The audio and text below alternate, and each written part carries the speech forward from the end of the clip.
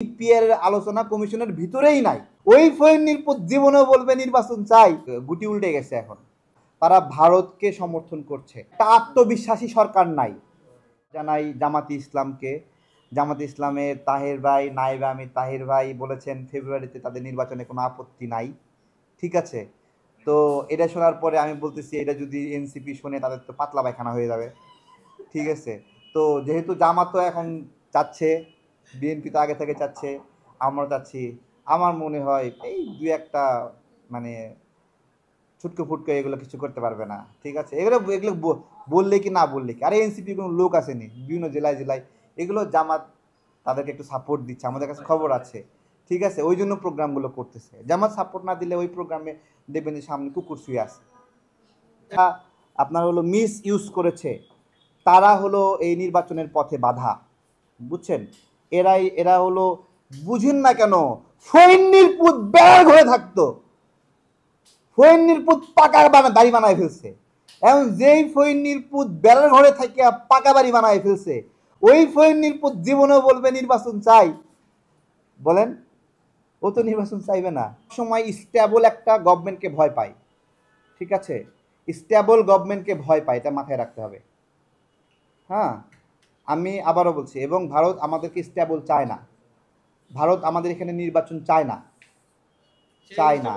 ঠিক আছে, এবং এইটা বাংলাদেশ রাষ্ট্র হিসেবে যদি স্টেবল হয়ে ওঠে তাহলে ভারতের অনেক অসুবিধা। হ্যাঁ, এইটা হলো বিষয়। সুতরাং যারা নির্বাচন বিষয়ে চায় না তারা ভারতকে সমর্থন করছে, এটা হলো বুঝতে হবে, তার উল্টোটা বুঝতে হবে। ঠিক আছে, এটা এটা এখন আর খাচ্ছে না, মানে ওই চিল্লা ফাল্লা করে ওগুলো সব ডাল ভাত হয়ে গেছে। হ্যাঁ, এর গুটি উল্টে গেছে, এখন খারাপ অবস্থায় আছে। ঠিক আছে, এবং তারা স্বাধীনভাবে তাদের আলোচনার জন্য বিভিন্ন রাজনৈতিক মত পক্ষের লোক নিতে পারছে না। গণমাধ্যমগুলো, বুঝতে পেরেছেন, নিতে পারছে না। এটা গণমাধ্যম যে কোনো সময়ের চেয়ে খারাপ আছে, এখন নিতে পারছে না, এটাই হলো বাস্তবতা। সেটা কেন, দেশের পরিস্থিতি কি হয়েছে? মানে দেশে একটা আত্মবিশ্বাসী সরকার নাই। আত্মবিশ্বাসী সরকার হইলে সে সবাইকে চ্যালেঞ্জ করতে পছন্দ করত, বুঝছেন, কিন্তু আত্মবিশ্বাস নাই, এই জন্য সবাইকে ভয় পায়, এই জন্য সবাইকে একসাথে দেখতে চায় না তারা। বিষয়টা হলো, রাস্তা যদি আটকান, ঠিক আছে, আপনি কোনো রাজনৈতিক দল করেন না, আপনারা 20 জন মিলে রাস্তা আটকান, দেখবেন যে ওখানেও একটা ক্লাউড তৈরি হয়ে গেছে। এনসিপি এই ন্যাচারাল ক্লাউডটা পাওয়ার জন্য ওরা রাস্তাটা আটকায়, যে এই পাশের মানুষগুলো থামে যায় ওখানে দাঁড়াবে, ওই পাশের মানুষগুলো রাস্তা থামে গিয়ে দাঁড়াবে, এই মাঝখানে একটা ঠিক আছে। হ্যাঁ, এবং দেখবেন যে ওইখানে সমাবেশের বাইরে একজন একজন করে মানুষ পাস করতেছে, ওরা ইচ্ছা করে একটু জটিল করে রাখে যেন পাস করতে না পারে।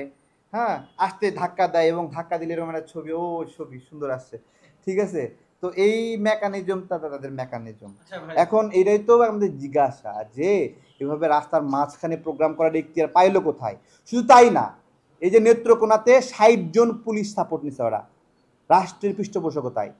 তাহলে রাষ্ট্র আর রাজনৈতিক দলগুলোকে সাপোর্ট দিচ্ছে না, একটা রাজনৈতিক দল এগুলো সাপোর্ট দিচ্ছে কেন?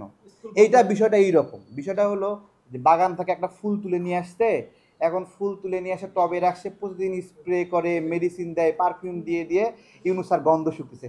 বাহ, সুন্দর এনসিপি, সুন্দর। এইরকম হচ্ছে এনসিপিকে কৃত্রিমভাবে বাঁচায় রাখার মতো একটা অবস্থা। ঠিক আছে, ওই ফুলের মতো এটাকে নিয়ে এসে প্রতিদিন পানি দিতে হয়, স্প্রে করতে হয়, দিয়ে দিয়ে নিজে নিজেই তৃপ্তি নিচ্ছে। আরে পিয়ারের মীমাংসা তো হয়ে গেছে। আরে এই আলোচনায় কবর দিয়ে দিচ্ছে, এই আলোচনা নাই। আমরা বাইরে বক্তব্য দেওয়ার জন্য হাউখাউ করে সবাই। ঠিক আছে, যে এই পিয়ার নিয়ে বললে মানুষ শোনে, ইয়ে করে, উত্তেজনা সৃষ্টি করে, এই একটা, এই পিয়ারের আলোচনা কমিশনের ভিতরেই নাই, এটা স্যাটেল, এটা আর হচ্ছে না। বাইরে বলে এটা মানুষ শুনতে পছন্দ করে, ওদের কর্মীরা শুনতে পছন্দ করে, বুঝছে না, এই জন্য ওরা পিয়ার পিয়ার বলে, তাদের কাছে তো কোনো আর বক্তব্য নাই। আরে চরমনায়ের হুজুর অলরেডি ময়মনসিংহে গিয়ে প্রার্থী ঘোষণা করে আসছে, 11টা আসনের মধ্যে 9টা আসন ঘোষণা করে ফেলাইছে। তাহলে আসন ঘোষণা করে কেন? এগুলা আমরা ঘোষণা করছি, বিনয়ের সাথেই বলতেছি, আপনারা যদি পিয়ারই চান এভাবে প্রার্থী দিচ্ছেন কেন? তাই না, এটা তো একটা স্ববিরোধিতা। আপনারা ধৈর্য ধরতেন আরো। আরও ধৈর্য ধরতেন, ধরে অপেক্ষা শেষ মুহূর্তে গিয়ে দেখতেন পেয়ার যেহেতু হলোই না, তখন গিয়ে আসন দিতেন। তার মানে আপনারা বাইরে থেকে নির্বাচনের সব প্রস্তুতি নিয়ে নিচ্ছেন, ঠিক আছে। আমি একটা জিনিস দেখলাম যে এই বিএনপি কোনো মাথা ব্যথা নাই নির্বাচনের আসন ঘোষণা নিয়ে, ঠিক আছে। সবাই আসন ঘোষণা করে জিতে গেছে, এরকম একটা অবস্থা। আমরা তো নাই। ভাই আমরা দেখছি